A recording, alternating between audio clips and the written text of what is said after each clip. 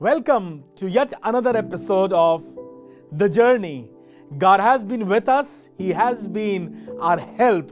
रहबर बनकर आसमान का खुदा अब तक हमारी मदद करता रहा और इस सफर में हमारे आगे आगे चला है। मैं खुदा का शुक्र करता हूं जो मूसा का खुदा था और उसकी रहबरी करता था, वही मेरे और आपका खुदा है और इस जंगल के पुरखतर राहों में हमारा मददगार है।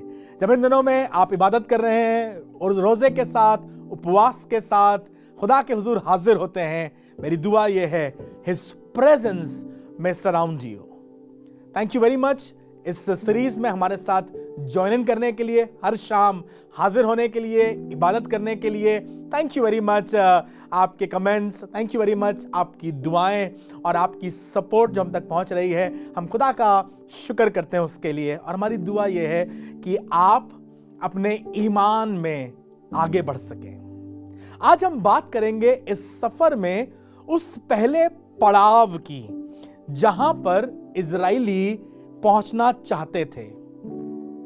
यूं तो वो रहते थे गोशेन में और उनके लिए निर्गमन शुरू होता है उस अबीब के महीने की 14वीं तारीख से, पर जहां से अपना सफर प्रारंभ करते हैं वो जगह है रामसेस या इंग्लिश में रामसीज।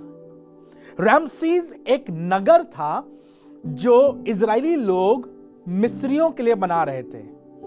परिश्रम इनका, पसीना इजरायलियों का, मेहनत इजरायलियों की, फायदा किससे मिलेगा? मिस्रियों को। गुलामी के देश की सबसे बड़ी विडंबना यही है, मेहनत आपकी होती है, फायदा किसी और का होता है। पसीना आपका होता है, कमाई किसी और की होती है। पर मैं खुदा का शुक्र करता हूं, उस खुदा ने वायदा किया था और कहा था मैं तुम्हें एक ऐसे देश में जहां दूध और शहद की धाराएं बहती हैं वहां लेकर जाऊंगा। कहने का मतलब यह था in the land of plenty. यहां तुम्हें पानी भी खरीद के पीना पड़ता है, यहां तुम्हें पुआल भी ढूंढ के लाना पड़ता है, तब तुम कहीं ईंट बना पाते हो। I will take you to a land where everything will be in plenty. आशीष बताई थी, 7-fold ब्लेसिंग्स की बात करी थी इजरायलियों के लिए। कहा था वहां का गेहूं, वहां का बाजरा, वहां का अनार, वहां के दाख, सब कुछ बहुत अच्छे होंगे और तुम फलवंत होगे। दूध और शहद की, उस जमाने में वो लोग पिन खजूर को शहद कहा करते थे और जो बार बार बात होती ना कि शहद से अच्छा, उस जमाने में मिस्र देश या इजराइल देश की, कनान की खासियत थी वो पिन खजूर जो बहुत मुलायम, बहुत टेस्टी और स्वादिष्ट हुआ करते थे। It was known as the honey of that desert. परमेश्वर अपने लोगों को मिस्र की गुलामी से निकाल रहा है। जहां से यह सफर शुरू होता है उसका नाम है Ramesses. Ramses was the name of the pharaoh or the king that was reigning in the time of Moses earlier. उसी रामसीस के नाम से ये एक नगर बना रहे हैं, उसके नाम पर आधारित एक नगर बना रहे हैं रामसीस। मेहनत ये करते हैं, मट्टी ये खोदते हैं, गारा ये बनाते हैं, परिश्रम ये करते हैं, रहेगा कोई और, एंजॉय कोई और करेगा। पाप की दलदल की सबसे बड़ी मुसीबत ही यह है, तुम्हारे परिश्रम का लाभ किसी और को मिलता है। खुदा तुम्हें उससे आजाद करना चाहता है और चाहता है कि तुम अब एक स्वतंत्र देश में, स्वतंत्र परिस्थिति में रह सको। रामसीस में इन्हें खाने के लिए गालियां और ठोकरें मिलती थीं, पीने के लिए आंसू और दुख मिलते थे, पर अब उन सब का अंत हो रहा है। मालूम ये रामसीस बाइबल का एक सिर्फ नगर नहीं है, पर एक परिस्थिति है। याद है आपको, एक लड़का अपने बाप के घर को छोड़ करके लूका रचित सुसमाचार उसके 15वें अध्याय में दूर देश चला जाता है, अपना सब कुछ लुटा देता है, बिल्कुल बर्बाद हो जाता है। और फिर लिखा है जिस देश में वो था उस देश में अकाल पड़ा और वो किसी के घर पर जा पड़ा ताकि उसके सुअरों को चराए, और जो फलियां सुअर खाते थे वो भी इसे नसीब नहीं थी। He was in a pathetic state। एक बाप का अमीर ज़ादा जिसके लिए सब कुछ बहुत अच्छा था, घर का लहुरा, छोटा बेटा, छोटे तो वैसे ही लाड़ प्यार में पलते हैं, आज स्वरों के बीच में खाना ढूंढ रहा है। खुद ही कह रहा है, मेरे पापा के घर में कितने मजदूरों को भोजन से अधिक रोटी मिलती है, इसकी आंख में आंसू हैं, इसके बाल बढ़े हुए हैं, नाखून गंदे हैं, और कोई इसको देख के कह भी नहीं सकता है कि ये किस अच्छे खानदान से था। मालूम क्यों? Because he was in a mess and his labour was not for himself. ये किसी दूसरे के स्वरों को चला रहा है। स्वरों से जो कमाई होगी ना, उससे फायदा ऐसे नहीं होगा, उससे फायदा स्वरों के मालिक को होगा। उसके स्वर मजबूत रहेंगे, उसके स्वर सुरक्षित रहेंगे। ये तो सिर्फ गुजारा कर रहा है। यही समस्या है गुलामी के देश की। आप स्वर भी चलाते हैं तो आपको उससे कुछ लाभ नहीं, किसी दूसरे को आपके परिश्रम का फायदा उठता है। पर मैं धन्यवाद करता हूं, ये अपनी जिंदगी में एक स्थान पर आ गया, रामसेस पर आ गया, जिसका मतलब है पॉइंट ऑफ रिपेंटेंस। जहां पर तुम्हारे दिल में ये ख्याल आए, ये गलत था, I was wrong, मैंने पापा से बदतमीजी से बात करी, मैंने खुदा के खिलाफ गलत किया, मैंने माँ को गलत किया, इस तरह से धक्का देके चला आया, मैंने भाई को धोखा दिया, मैंने गलत किया, मैंने अपने बिजनेस पार्टनर के साथ अच्छा व्यवहार नहीं किया, I was wrong. That point of repentance is called Ramses, जहां पर पहली बार ये ख्याल आता है, अब मैं उठकर बाप के पास जाऊंगा।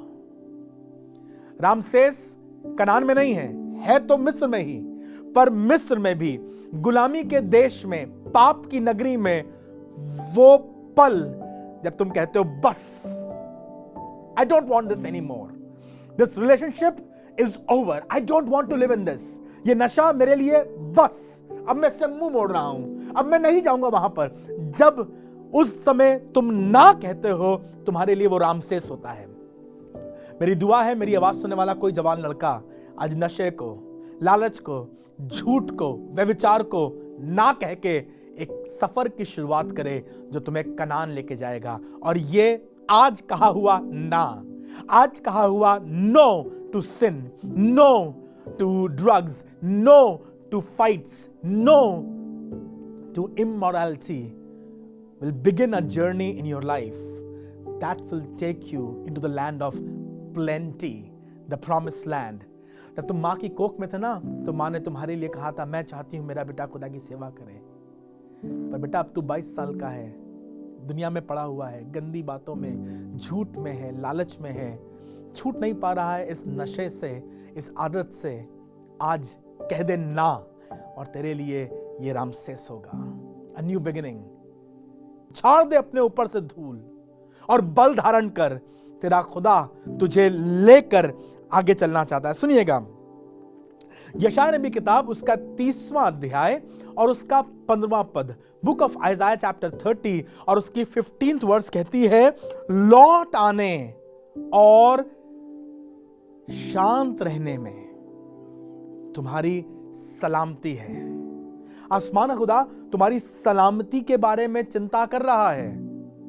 He does not worry about your prosperity, he worries about your establishment, stability, health, and your shalom is his priority.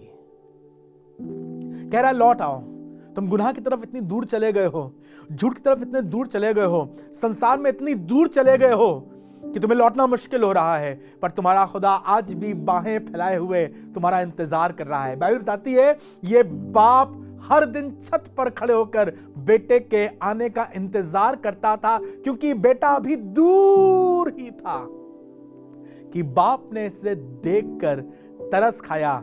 Bible कहती है दौड़ कर गया और उससे गले लगाया, क्योंकि बेटा लौट रहा था। लौट आने वालों, तुमसे कहना चाहता हूं, ये तुम्हारे लिए सलामती और कुशल का फैसला होगा। झगड़े से, लड़ाई से, मुकदमे से हाथ उठाना तुम्हारे लिए सलामती का फैसला होगा। Stop this fight, get over it, निकाल दो दिल से, हटा दो मन से, एक नई शुरुआत करो, नए रिश्ते बनाओ। कहो हम इस झगड़े में आगे नहीं बढ़ना चाहते हैं, अब खुदा हमारी मदद कर। और मैं विश्वास करता हूं आज का ये दिन, आज का ये पल तुम्हारे लिए रामसेस होगा। बाइबल बताती है एक और आदमी के बारे में जो खुदा का घर छोड़कर, यरूशलेम छोड़कर यरीहो को जा रहा था। मालूम है रास्ते में क्या हुआ? डाकुओं ने उसे घेर लिया, मारा पीटा, अधमुआ छोड़कर चले गए, सब कुछ लूट लिया। घायल, जख्मी, अधमरा पड़ा था। लोग आ रहे थे, कतरा कतरा कर निकल जा रहे थे, कतरा कतरा, मदद मांग रहा था, गुहार लगा रहा था। There was nobody to help him। तब लिखा है, और फिर एक सामरी उस राह से आ गुजरा।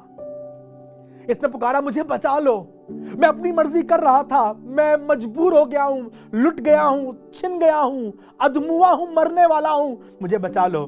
मैं शुक्र करता हूं, when he realized that he is not able to do it in his own strength, this Samaritan helped him। लिखा है, सामरी ने इस पर तरस खाया, इसके घाव धोए, पट्टी बांधी, मरहम लगाया, और फिर लिखा है इससे अपनी सवारी पर बैठाकर सराय में ले गया।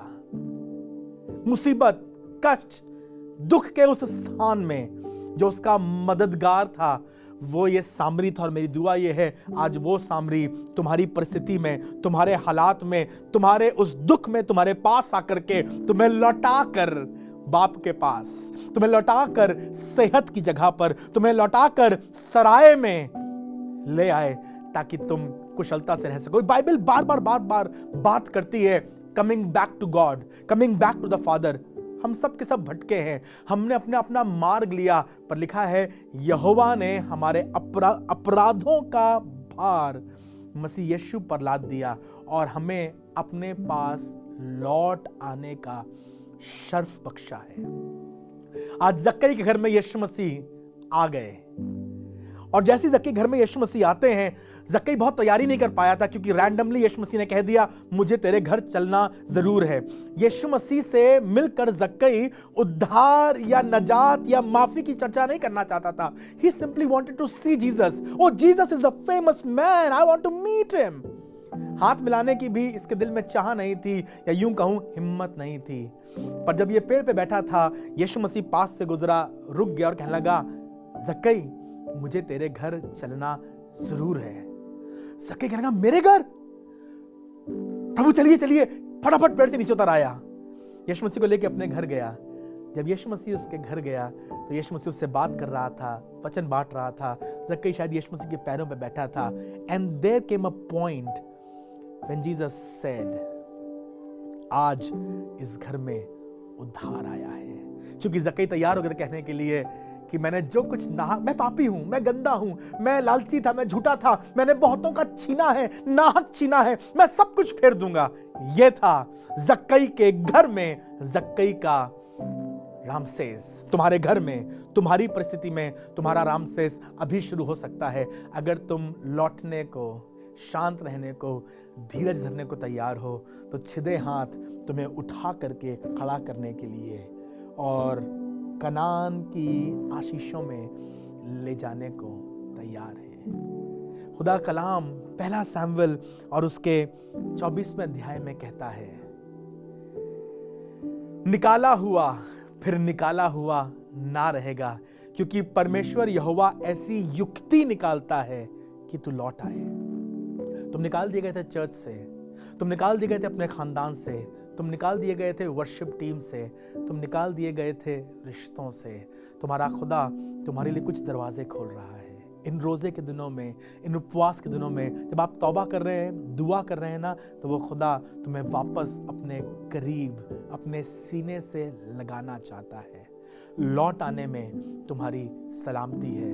Make a decision, let us arise from Rameses, और आओ हम बरकत के, आशीष के देश, प्रतिज्ञा किए हुए स्थान कनान की ओर प्रस्थान करें। आओ चलें कनान।